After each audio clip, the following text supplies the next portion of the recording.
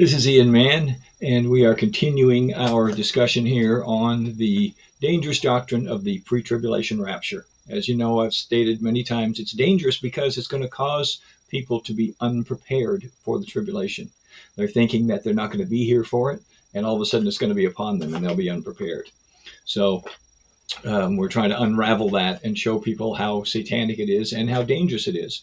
We're going to continue here with Mark 13. Yesterday we did our last lesson. We did Matthew 24. Now we're going to do Mark 13, which is essentially very, very similar to Matthew 24. These are the pictures that Jesus gave us. You know, if you look at prophecy like a puzzle, right? You go down to the store and you buy a puzzle. It's got all these little pictures and all these little pieces, right? And on the front it's got a picture. Okay, well, Matthew 24, Mark 13, and also Luke 21.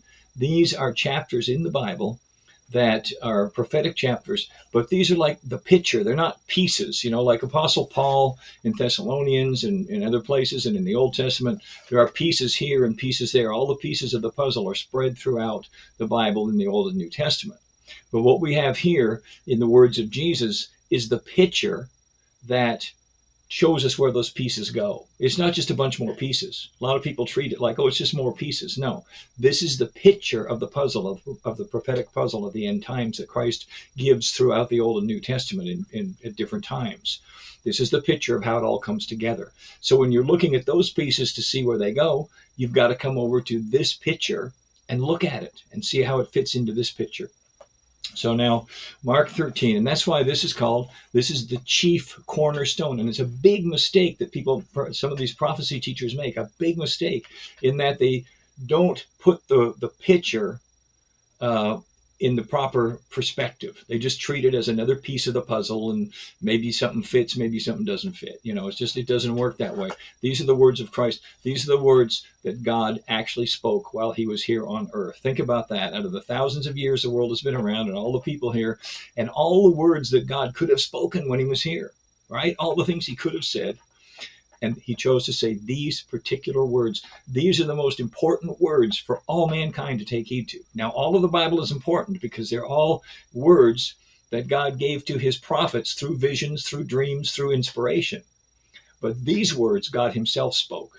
So they're the blueprint, right? They're what you know, like when you build a house, you have a blueprint. They stack a bunch of materials up, windows and doors and 2x4s and sheetrock and everything. You don't just start throwing it together according to what you think will look good. You get a blueprint, you get a plan, and you look at it and you say, okay, we start here, we do this, we do this. Okay, that's how the Matthew 24, Mark 13 is. These are the picture of the end times. These set the tone for everything else. Now, Mark 13. So the wording's a little different. I'm reading again from my book called The Layman's Guide to the Rapture. It's available on Amazon. I think it's a great book.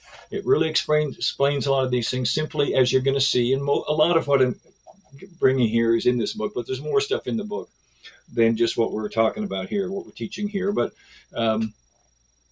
so let's go into Mark here. So starts at verse 6 in Mark 13 with the same warning to take heed lest any man deceive you. And then throughout Mark's rendition, the warnings and exhortations are all in the second person. They're to ye and you, just as in Matthew's account. He's talking to the church and he's saying to the church, you know, for you are going to endure these things. You are going to have to take heed to these things.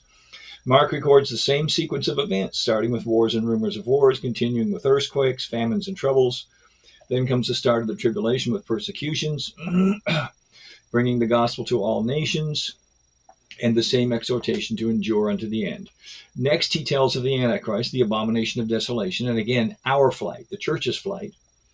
He doesn't use the term Great Tribulation here, but in verse 19, he uses a similar description. So in verse 19, he says, for in those days shall be affliction, such as was not from the beginning of the creation, which God created unto this time, neither shall be. So again, this is the period of Great Tribulation. He again provides us with only one form of deliverance, self-deliverance, same self-deliverance. Flee, head for the hills. Warning again that there'll be no time to grab your bags and it will be hard on those with children and all those same things. Warns again of the false Christ and false prophets. You know, the ones telling you, don't worry about the tribulation. Don't prepare for the tribulation. It's a lack of faith. You're not going to be here anyways, you know, and you can go on, and we're going to get more into that as we go along in these lessons. So in verse 23 again, Jesus says, Take ye heed, behold, I have foretold you all things. So he's telling them, take heed to these things. Take heed to the fact that there's going to be tribulation. And then in verses 24 through 26, Mark's description of the second coming of Christ. But in those days, after that tribulation, the sun shall be darkened, the moon shall not give her light, and the stars of heaven shall fall, and the powers that are in heaven shall be shaken. And then shall they see the Son of Man coming in the clouds with power and great glory. So that's again the second coming. And then all the way up to verse 27. That was in verse, what did it say here? Verse 24 through 26, and then up in verse 27. After Christ appears in the clouds with great glory. Then it says, he shall send his angels, and they shall gather together his elect from the four winds, from the uttermost part of the earth to the uttermost part of the heaven. So again, it's after the tribulation. So now we have very clearly seen, stated in both Matthew 24 and Mark 13, that after the great tribulation, the Son of Man will appear in the clouds and gather all God's elect to him. So now, since there can be no denying that this gathering takes place after the great tribulation, and since there's absolutely nothing in any of Christ's teachings that could be even remotely construed to be a pre-tribulation rapture, pre-tribulations have come up with what I call three zingers. They're just like basically crazy ideas to discount what Christ said. So the first one is they have fabricated an entire doctrine around the word mystery. You know, Apostle Paul says, behold, I show you a mystery. They've taken and fabricated an entire doctrine around this mystery, which basically what they're saying is that the rapture had not been revealed at the time that Jesus spoke on the Mount of Olives and gave them this, and in Mark 13, and gave us this end time sequence of events. So that's why he didn't mention it, because it hadn't been revealed. You know, as if Jesus didn't know about it, right? Now, there's over 3 chapters in the Gospels that are devoted to the end times. And it's so obviously that means it's a subject Jesus spoke about a lot. And now we're supposed to know he didn't really know what he was talking about. That's what they're trying to say. And they're not saying it that way, obviously. That's how what it is. So let's look at the idea that Jesus didn't tell us about a pre-tribulation rapture because it had not yet been revealed, okay? Now, it may sound reasonable on the surface, but let's take a closer look. Because there can only be 3 reasons as to why he didn't tell us about a pre-tribulation rapture, right? There could be one reason could be he didn't know about it, right? So there's a pre-tribulation rapture is real, but Jesus didn't know about it. That's a possibility. The second possibility would be that Jesus did know there was a pre-tribulation rapture, but he chose not to tell us. And then the third, of course, is that there is no pre-tribulation rapture, and that's why he didn't mention it. So let's examine these examine these. Number 1 seems kind of unlikely because we've already seen that Jesus said in John 5:20, the Father loveth the Son and showeth him all things that himself doeth.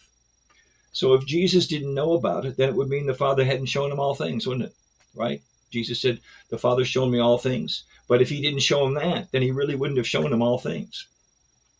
Then in John 8:29, Jesus said, he that is sent me is with me, and the Father hath not left me alone, for I do always those things that please him. So everything Jesus did pleased the Father. And so now we're supposed to believe that it pleased the Father that Jesus would waste a bunch of time giving an end time, giving us a timeline of events in the end times that's not going to happen.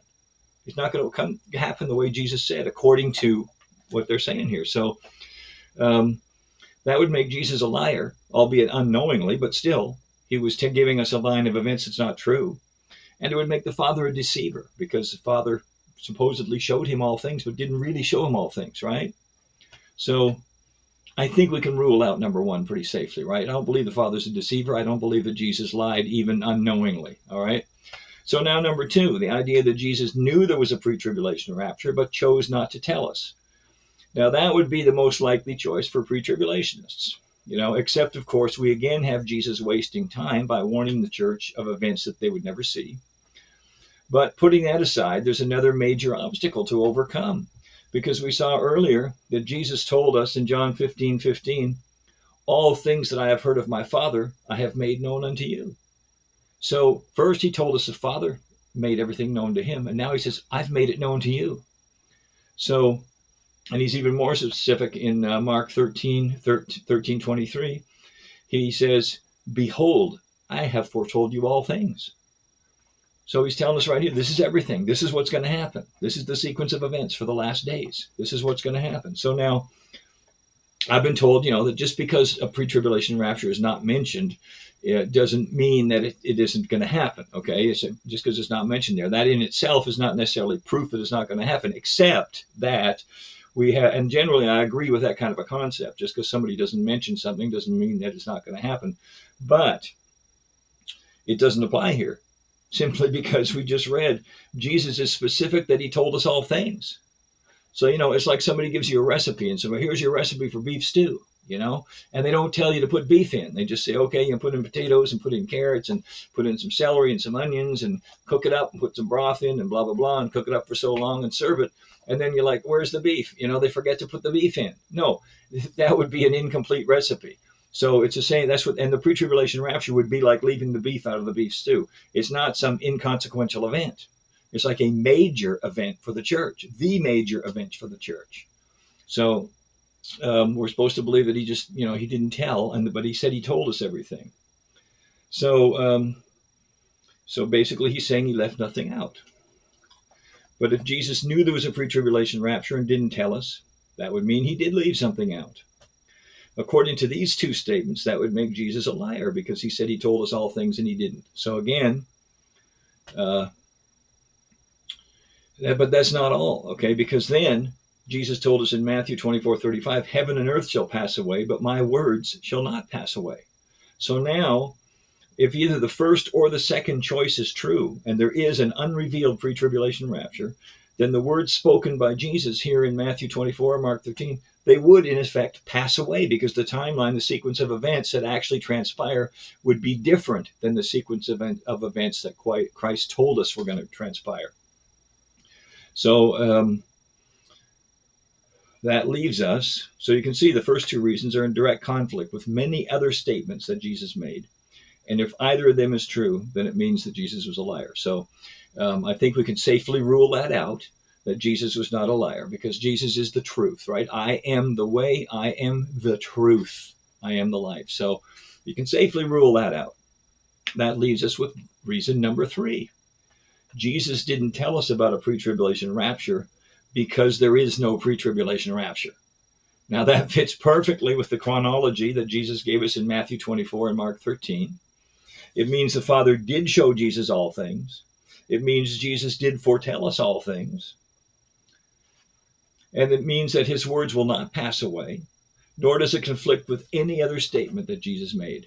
So, I vote for number 3. I think number 3 is correct. What do you think? So now the second zinger, that's the first zinger, but there's 2 other zingers they came up with. The second one is to question who the elect are.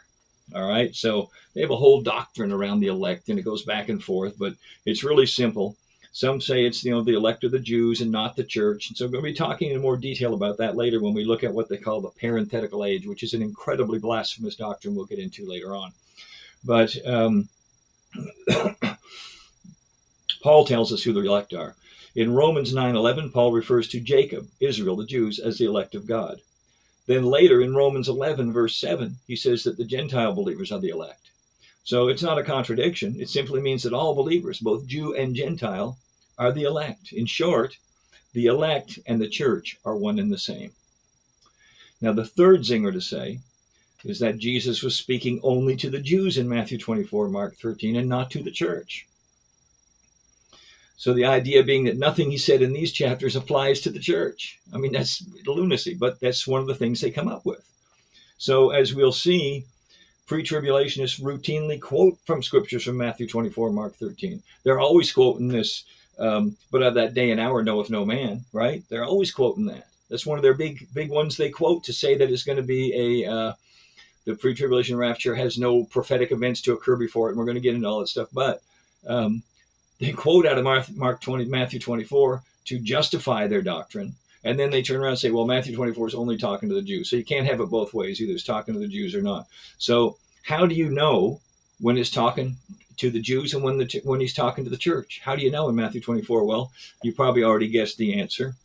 It's like if what Jesus said can be used to promote a pre-tribulation rapture, then he was talking to the church. But if it can't be used, or if it can be used to kind of show there isn't one, then, oh, he was only talking to the Jews. That's kind of how they do it. So all right, we're going to continue with Matthew 24 in the next lesson. That's all for today. Hope you have enjoyed this and found this informational. And thank you for listening. And tune in again for the next one. I'm going to try to get a bunch of these up as quickly as I can. So thank you, and Lord bless. This is Ian Mann. You have been watching my series of lessons on the dangerous deception called the Pre-tribulation Rapture. If you have questions, please post them in the comments below. Also, please hit the like and subscribe button so that you can be notified and updated whenever I post a new lesson. You can also write to me at P.O. Box 4275. That's P.O. Box 4275. That's in Surf City, North Carolina, 28445. And if you'd like a copy of my book, The Layman's Guide to the Rapture, it's available at most or all online bookstores. I know for sure you can get it on Amazon, and you can also get it as an Amazon Kindle, as an ebook. Thank you for watching, and God bless.